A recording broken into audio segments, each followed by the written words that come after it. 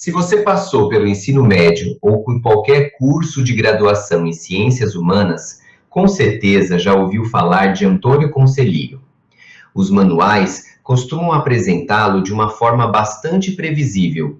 Líder messiânico, figura mística, homem que desafiou os poderes estabelecidos no sertão da Bahia, os grandes coronéis, a Igreja Católica e a própria República recém-proclamada. Essa descrição não está errada, mas ela está profundamente incompleta.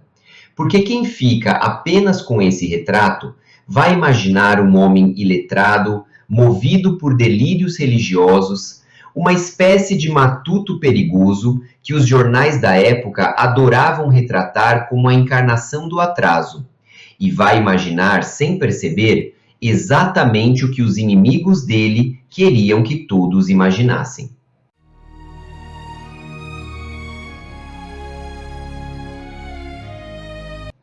A realidade histórica de Antônio Conselheiro é bem mais complexa e muito mais interessante do que essa narrativa simplificada sugere. Antônio Vicente Mendes Maciel nasceu em 13 de março de 1830, na cidade de Quixeramobim, então província do Ceará, do Brasil Imperial. Perdeu a mãe ainda criança, aos 6 anos de idade, e foi educado pelo avô materno, Manuel Antônio Ferreira Nobre, que era professor primário na cidade natal. Sob a orientação do avô, Antônio estudou português, francês, latim, matemática, geografia e história, uma formação que era invulgar para qualquer brasileiro do século XIX e que era especialmente rara no sertão nordestino, onde o acesso à educação era um privilégio de pouquíssimos. Com a morte do pai em 1855, ele assumiu os negócios da família, pagou as dívidas do progenitor e providenciou o casamento das irmãs.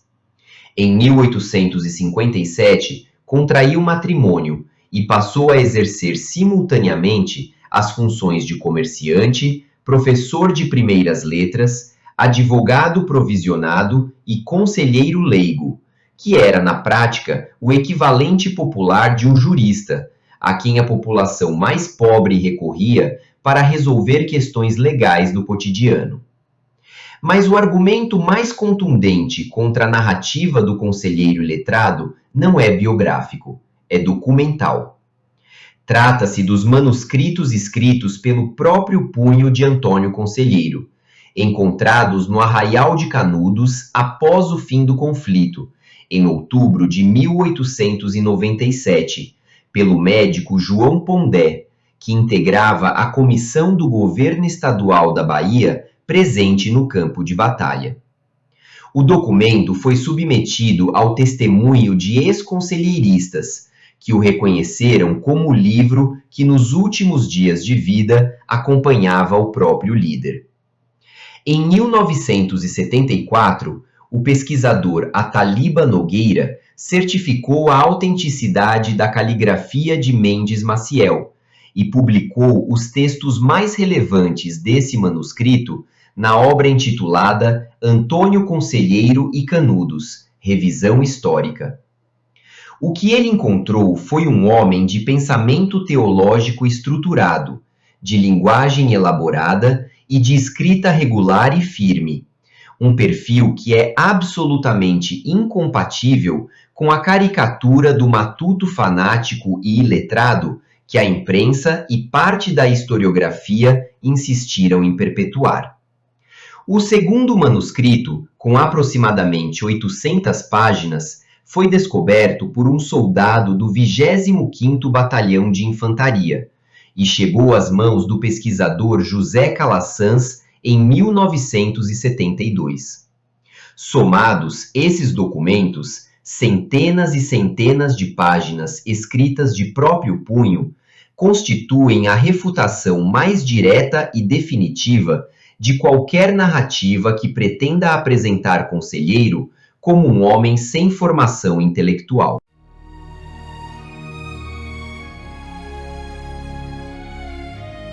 Para compreender como Antônio Conselheiro foi transformado em monstro público, é indispensável entender o ambiente político e midiático no qual essa transformação foi deliberadamente construída. A República Brasileira foi proclamada em 1889, como resultado de um golpe militar, e os seus primeiros anos foram marcados por instabilidade, autoritarismo e uma profunda dificuldade para integrar a população ao processo político.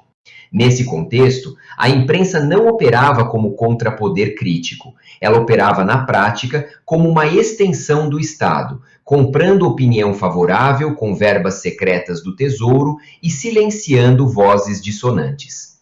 Quando o conflito de Canudos eclodiu em 1896, humilhando sucessivamente 3 expedições militares, o governo republicano necessitava com urgência de uma narrativa que justificasse a violência da intervenção perante a opinião pública nacional. Os correspondentes de guerra que iam ao campo de batalha tinham seus textos submetidos à censura militar antes de serem publicados, e o vocabulário dominante nos jornais da época, jagunços, fanáticos, inimigos da República, cumpria a função precisa de desumanizar os habitantes de Belo Monte e de tornar o extermínio não apenas aceitável, mas desejável. Entre as poucas vozes que se levantaram contra essa instrumentalização da imprensa, a mais notável foi a de Machado de Assis. O maior escritor brasileiro registrou, em suas crônicas na Gazeta de Notícias, o processo de manipulação da opinião pública em tempo real, e em janeiro de 1897 foi direto ao ponto, escrevendo publicamente que protestava contra a perseguição que se estava fazendo à gente de Antônio Conselheiro. Essa voz dissonante de um dos intelectuais mais respeitados do país é um dos registros mais valiosos de que havia, mesmo entre os contemporâneos, consciência sobre o que estava acontecendo. E é nesse ambiente que chegamos ao ponto central que motivou este vídeo. Em 1897, em plena guerra, o jornal carioca A Notícia publicou uma carta que atribuía a Antônio Conselheiro. O documento apresentava características muito peculiares: erros gramaticais grosseiros, declarações de tom jocoso e provocativo. Tudo isso radicalmente incompatível com os escritos autênticos do líder e com o perfil intelectual que acabamos de reconstituir. Do ponto de vista da apuração histórica e jornalística, essa carta é altamente suspeita, e eu quero apresentar 3 razões sólidas para isso. A primeira razão é a incompatibilidade com a formação comprovada. Um homem que estudou latim, francês e português, que trabalhou como professor e escrivão e que produziu centenas de páginas manuscritas com caligrafia firme e linguagem elaborada, simplesmente não escreveria uma correspondência marcada por erros gramaticais grosseiros, e os manuscritos autênticos provam isso de maneira inequívoca. A segunda razão é a incompatibilidade de estilo e conteúdo. Os escritos autênticos de Conselheiro são caracterizados por uma linguagem densa, de forte caráter bíblico e moralizante, absolutamente destituída de qualquer traço de humor ou ironia provocativa.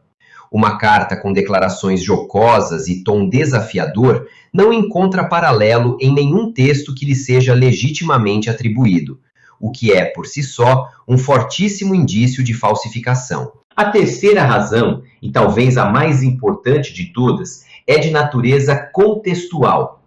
Em 1897, o ambiente midiático brasileiro estava amplamente controlado pelo governo republicano.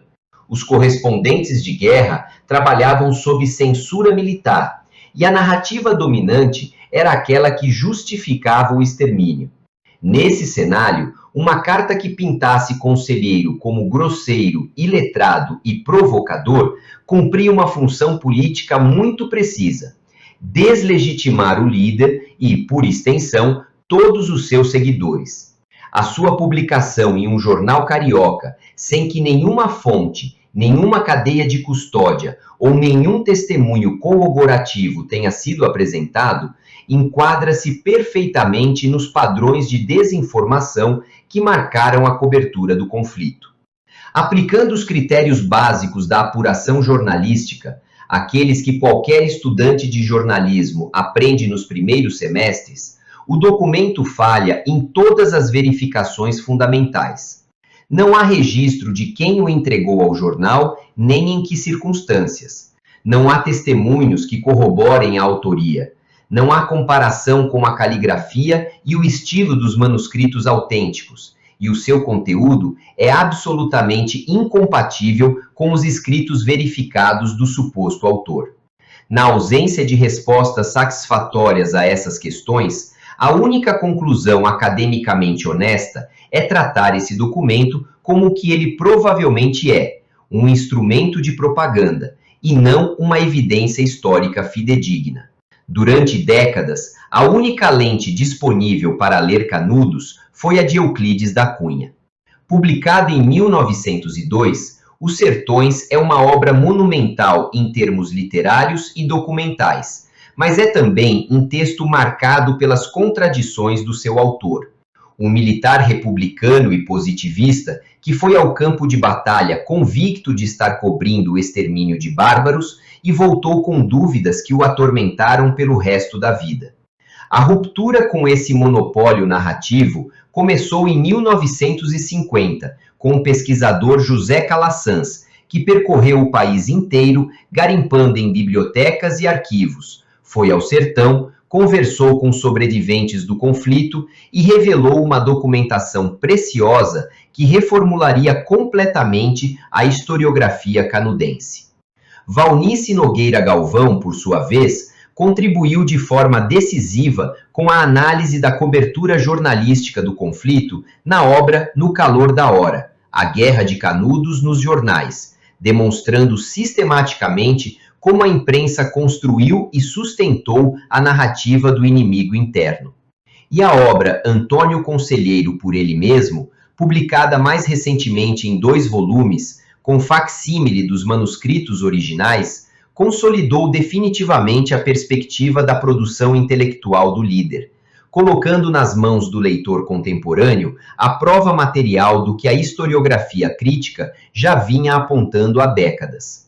A análise que construímos ao longo deste vídeo permite afirmar, com base em evidências documentais sólidas, que a imagem de Antônio Conselheiro, consolidada pelos manuais didáticos e pela narrativa histórica dominante, é, em larga medida, uma construção ideológica, fabricada pela imprensa republicana, reproduzida acriticamente por décadas e apenas parcialmente corrigida pela historiografia mais recente.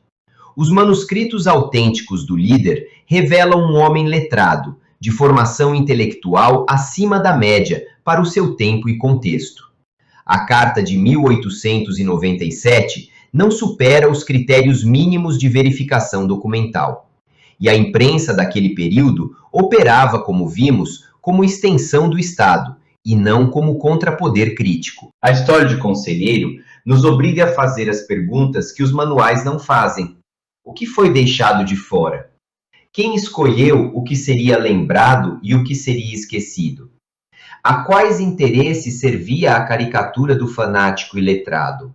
E, questão que transcende completamente o século XIX, como esses mesmos mecanismos operam no presente, quando documentos são forjados, narrativas são construídas e inimigos são fabricados para justificar violências que nenhuma sociedade deveria tolerar.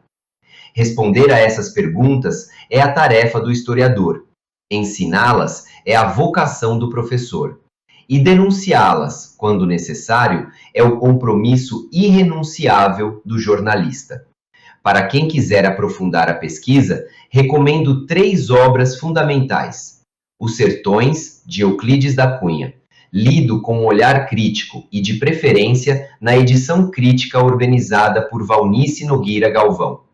Antônio Conselheiro e Canudos, de Ataliba Nogueira, para ter acesso direto aos manuscritos autênticos do líder.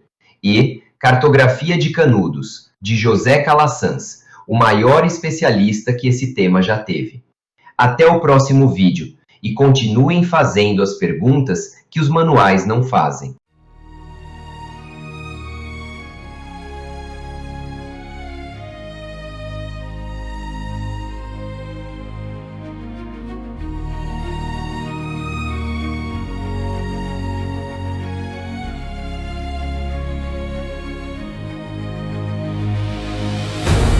Bom, pessoal, então chegamos ao final de mais essa aula e eu espero muito que vocês tenham gostado. Se vocês gostarem, eu peço que se inscrevam no meu canal, ativando o sininho para receber as notificações e também deixando o seu like e comentários para que esse vídeo ganhe relevância aqui na plataforma do YouTube. Eu aguardo vocês na nossa próxima aula, tá, pessoal?